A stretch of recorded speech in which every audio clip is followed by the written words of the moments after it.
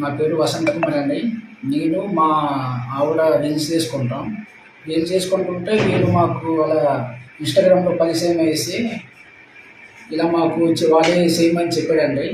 కార్డ్ని కొట్టేసి వెళ్ళిపోండి, మిగతాయి మేము చూసుకుంటాము అనేసి అభినయ్ దర్శన్ ఇంకా ఈ జార్జ్ జాన్ బెనోలి చెప్పాడు మాకు.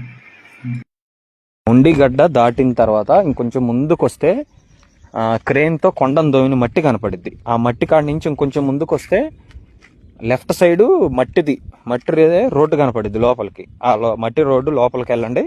ఈ లోపల మేము వస్తాం. కారు దూరం ఆగిద్ది. తర్వాత ఇంకా నేను వచ్చి మీకు ఒక 2 నిమిషాలు ట్రైనింగ్ ఇస్తా.